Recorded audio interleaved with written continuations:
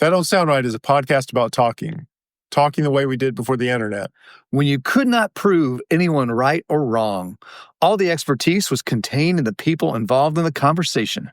We hope you enjoy our conversations, and as you listen, if you find yourself silently saying, "That don't sound right," send us a comment.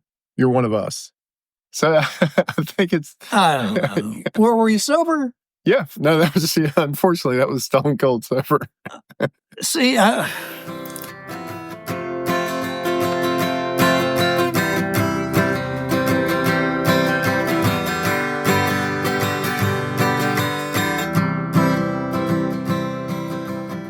welcome back to another episode of That Don't Sound Right, a podcast about talking. We're your co-hosts, Peter Billman. I'm Cecil Davis. And we're just trying to have a conversation without Googling or fact-checking things.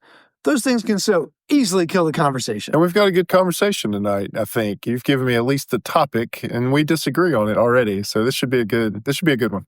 So this comes from Sean, and it's kind of the follow-up to last week's episode. About being swallowed by a whale? Being swallowed by a whale, where I had a conjecture that this was all staged, man. Well, a new listener wrote in and asked if the person had been krilled. Oh, krilled. He wrote me on this. Actually, he sent it on the super secret text line. Hey, Peter and Cecil. This is Sean from Hot Atlanta calling. Longtime listener, love the show. So I came across this wild fact. Turns out you're way more likely to get bitten by a fellow New Yorker than a shark. According to the statistics, in 1 year alone, New York reported 895 human bites. Talk amongst yourselves. That doesn't sound right to me. That sounds right to me. That sounds right to you. But that does not sound right to you. It does not sound right to me. If I had to live in New York City, I would 100% bite somebody. So why would you bite somebody, Cecil? Because there's 8 million people, or there's probably more now. Why is biting why is that a reflex for it? Look.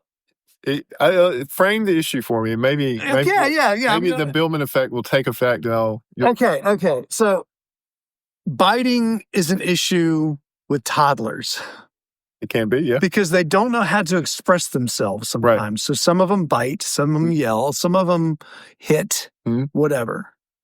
I have got to believe that a city full of human adults know how to work with each other and behave and not resort to biting. You've never been bit before? No. I've been bit. What do you mean you've been bit? In college, I got bit. What did you have? What? All right. Story. Bring it out. Bring it out. One night, we got in a fight, and... Wait, who's we? Me and another guy got in a fight, and he bit me. About what? Everybody was just wrestling to see who could win, kind of thing. But he bit. I was like, "What in the heck?" But yeah, of course, he didn't win. But yeah, I got bit. So I think it's... I don't know. Were you sober? Yeah. No, that was... unfortunately, that was stone cold sober. See, but I mean, there's so many other ways to express your displeasure with people. Right? I would agree. There are other ways. There's a lot. I mean, there's a myriad of ways of doing it.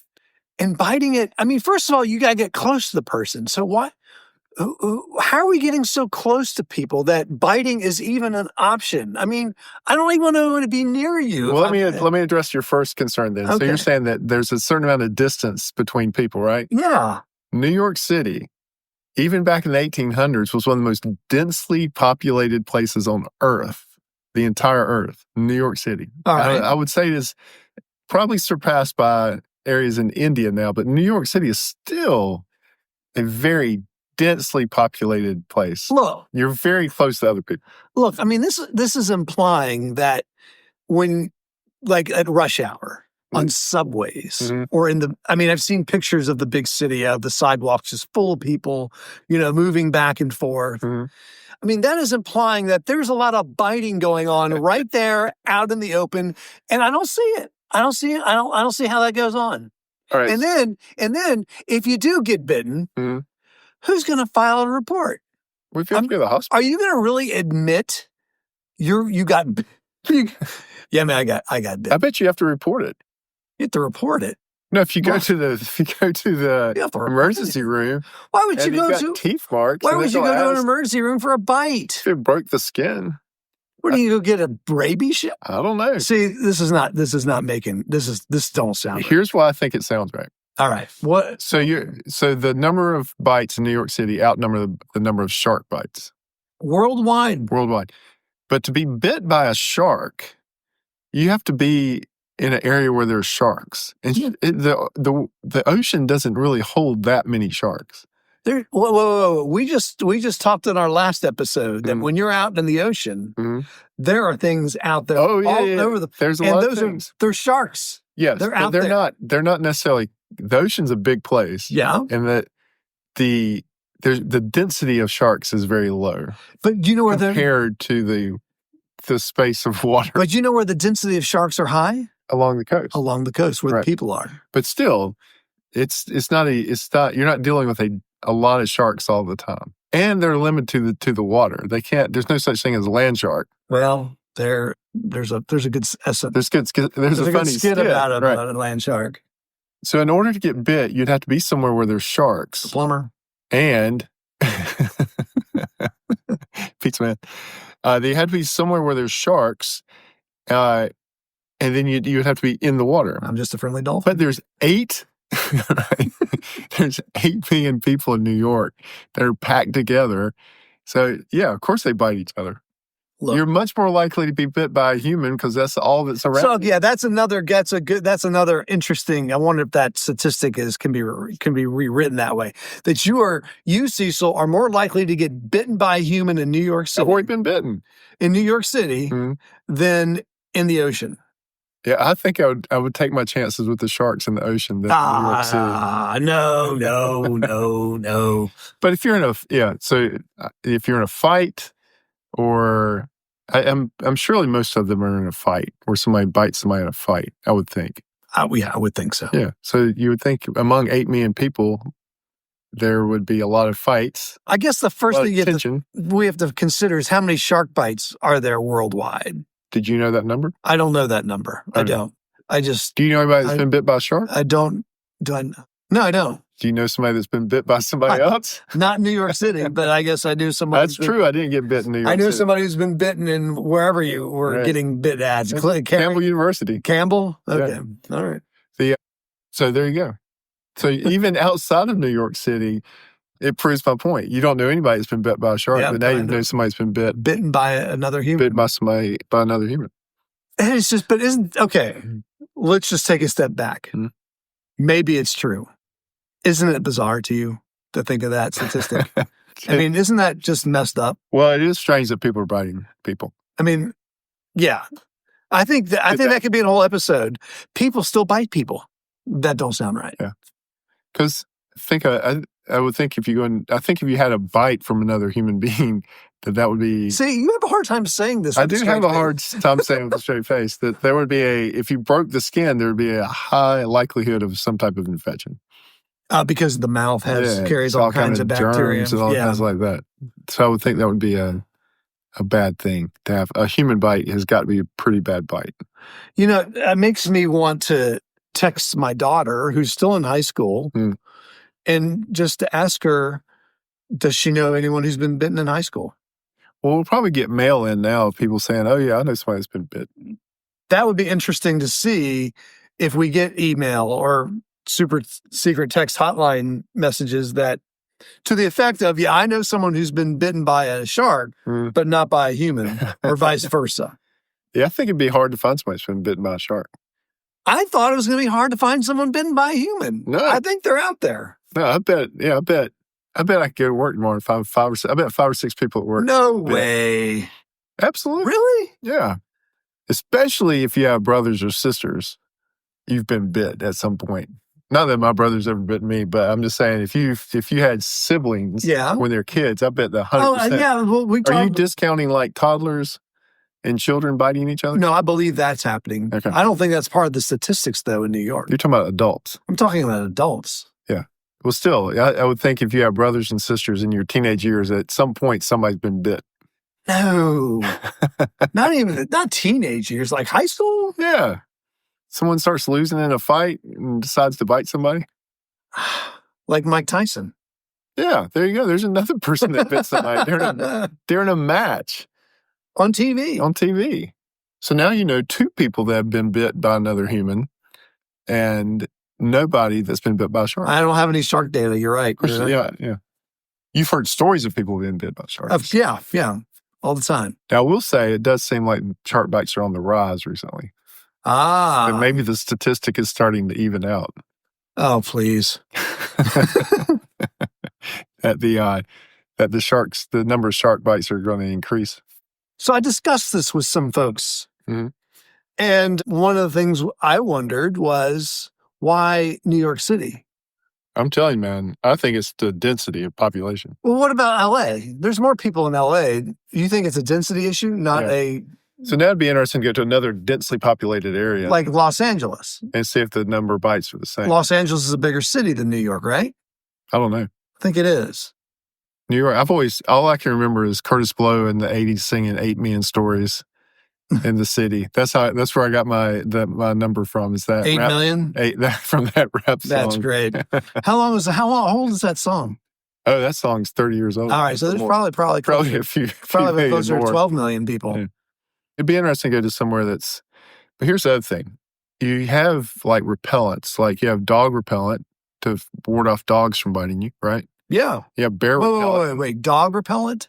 To ward off dogs? Yeah, like you have the sprays, like mace. Okay. Like if you're a postal carrier, you've got a spray to like spray a dog. You're not spraying it on you. No, not like mosquito repellent. Yeah, all right. Or you have bear repellent, right? You have things you can spray at bears, although I wouldn't advise that. I have a canister. Do you have a canister? I do have that. I do that. Right. I mistakenly brought it on the airplane with me. But if we're that worried about dog bites and bear bites, and even Batman had a can of shark repellent because he used it one time when the shark caught him on the helicopter. Yeah, I remember the shark repellent. So if we're that worried about things biting us, why is there not human repellent? So you can repel humans from biting you. If there's that many bites. I think that's called pepper spray. Oh, there you go. I think right. You're right. Mace. Right. We just don't call it people repellent. We don't call it people repellent. We call it pepper spray. That would definitely stop somebody from biting you, I guess, if they sprayed them with mace. I do wonder if this whole thing is a bit of an urban legend, though. It could be. Because it has a little bit of that feel. It has that feel to it. Yeah. That's right. Although, I mean, it should be easy. Well, if we Googled it, we could figure it out right now. It should be easy to determine those statistics. Yes. You don't think they're recording human bites at the hospital, but I think... I guess it's an assault. Yeah. If you get bit, absolutely. Yeah, I don't know. See, now we need an ER doctor on here to tell us how many people come in with bites. Hey, we know some ER people. Do we? Yeah, we do. Well, there you go. Yeah. We'll talk to them. We won't even have to Google it. I did text my daughter. Yeah. She's not heard of anyone being bit at her high school. I'm sorry to shatter your bubble about people, man. Well, I mean, yeah. This is hard news for me. This seems to be hard news. Yeah, I think you think people are more civilized. It's really brought me down, man. Yeah. To think that people are biting each other at such rapid paces. Yeah, it does have a little bit of a feel of an urban legend. So. What are some other urban legends that go along with this? Well, the urban legends now are kind of blown up because of the internet. Right. Urban legends used to be great because they traveled by word of mouth. Mm-hmm. And so there was a guy that I used to read. He had 2 books, and I may have both of them, but I know one of them was called The Choking Doberman. Mm-hmm. And it was an urban legend about, and I'm sure you've heard it, where the owners come home and their dog is choking on something, and he has bitten an intruder, and he's got part of the intruder in his mouth. And so he's got the choking Doberman. That's why it was called that. But there's another bite. The choking Doberman is that's a dog bite. But he had a thing in the paper that he would do, newspaper for those of y'all that we used to get newspapers every week. We still get ours. I need to. But he would have a weekly column that would detail out different urban legends that were going around. Oh, okay. And again, these were being circulated without the help of the internet. But that's how he was spreading them. He was spreading them by putting them in the newspaper. He was probably helped spreading it. Yeah. He did it as a research thing. He was but it doesn't. If I'm reading this as a research thing, I'm like, oh, that's a cool urban legend. I'm going to say that. I'll repeat it. Yeah. So this does have some of those aspects of an urban legends that there's a statistic and you can't quite do it. You can't quite tell it. Urban legends usually are like, my friend knows this, or this happened to my friend, and you can't quite track down which friend it was. Yes. So I bet you we can't find out how many people bites there are. I think if we went on the Google, it would be hard to find an exact number. It'd be hard to debunk this. Yeah. And I bet you this urban legend followed a different urban legend when it came to the number of something in a place exceeded a number of something somewhere else. Right. And then someone like me was saying, no way. But I could totally believe this. But urban legends, I think, are what kind of gave way to like conspiracy theories too. Yes. The same kind of things would circulate. Urban legends were usually fairly benign. Conspiracy theories could get out of hand. Someone accused me of thinking that my house was covered in tinfoil and then I have a tinfoil hat. Somebody accused you of that? Well, they didn't accuse me, but they felt like if someone was going to do it in the office, it was going to be me. All right. So back to our topic of shark versus human bites. You got any final thoughts on this? I would just encourage folks to really get to know your neighbor. And don't bite. And don't bite. Don't bite anybody. Don't ever. bite. Yeah.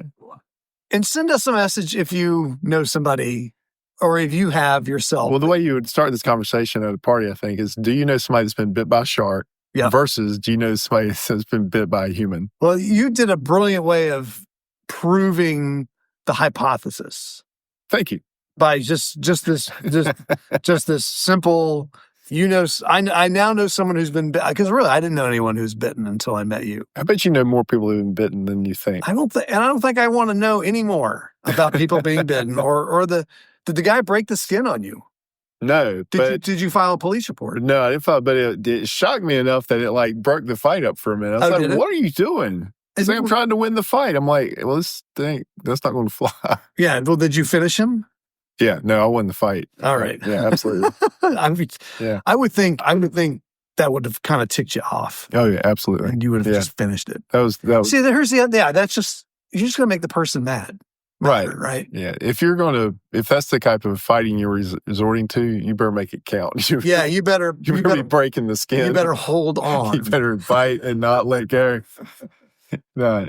Yeah, that's just kind of dirty. That's dirty fighting. That's dirty fighting, right. All right. So there's a lot of dirty fighting going on in New York City. Well, if you're fighting for your life, I think biting is on the table. Well, yeah. I get, but again, here we are. What are all these people fighting for their lives in New York City? I guess. Man, I clearly live. I feel like you're going to Google this at some point. I clearly live in a sheltered world. I am going to Google this. Before you do that, you're going to be on a plane soon for hours. Yeah. You should ask the people on the plane around you. I'm sure they'll appreciate this. Do you know anybody that's been bit by a human or by a shark? Yeah. Right. The odds I feel like I've won you over. Yes, the odds are in your favor.